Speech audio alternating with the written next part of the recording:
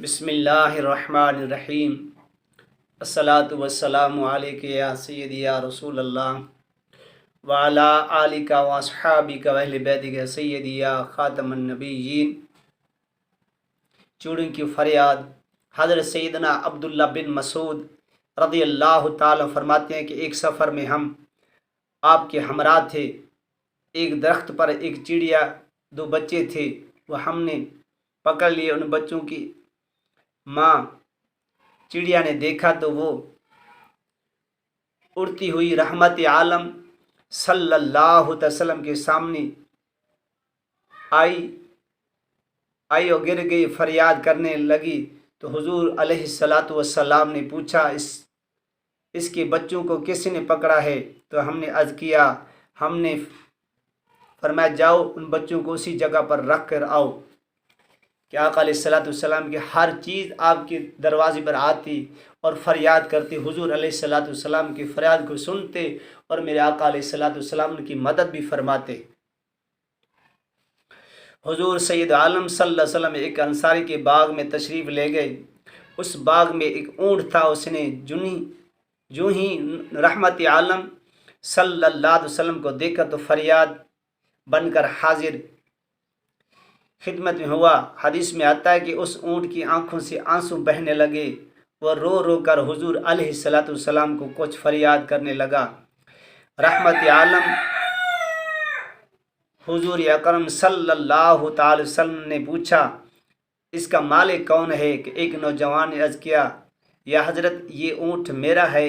آپ نے فرمایا اس جانوروں کے باب میں تو اللہ تعالیٰ کی احکم الحاکمین جل جلال سے نہیں ڈرتا؟ فَإِنَّهُ شَقَا إِلَيَّ إِنَّكَ تُجِيعُهُ، اس اونٹ نے مجھ سے شکایت کی ہے تو اسے بھوکا رکھتا ہے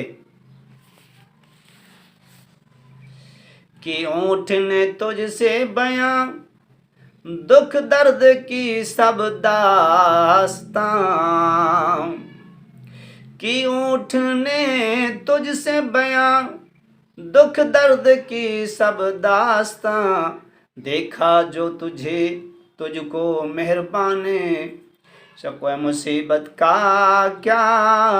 سبحان اللہ۔ جو نبی پاک علیہ الصلوۃ والسلام پر کرتے، ان کی سفارش کرتے، یقیناً کامل ہے۔ قیامت کے دن امت گناہ گار کی بھی حق تعالیٰ سے ضرور بالضرور سفارش کریں گے۔ تمہیں حاکم برما، تمہیں قاسم عطا کی عطا، تمہیں دافع بلا، تمہیں شافع خطا، کوئی تم سا کون آیا؟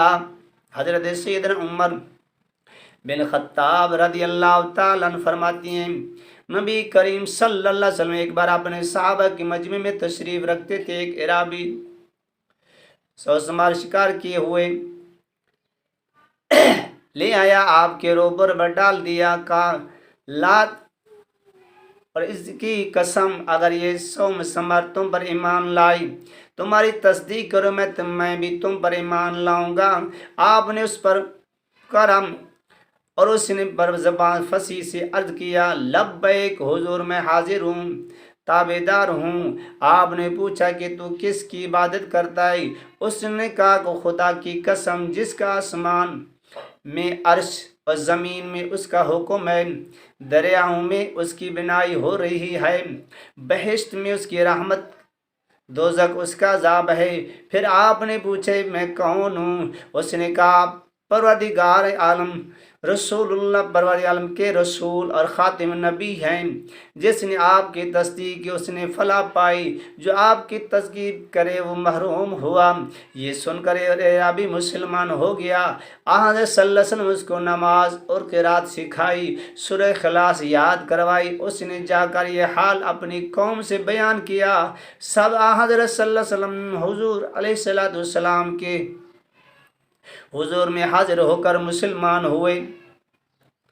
آقا علیہ الصلوۃ والسلام کی بارگاہ میں جو بھی کوئی آتا، والضحیٰ کا چہرہ تکتا، یاسین کا چہرہ تکتا، واللیل کی زلفیں دیکھتا تو آقا علیہ الصلوۃ والسلام کے قدموں میں جھک جاتا اور کلمہ پڑھ کر مسلمان ہو جاتا۔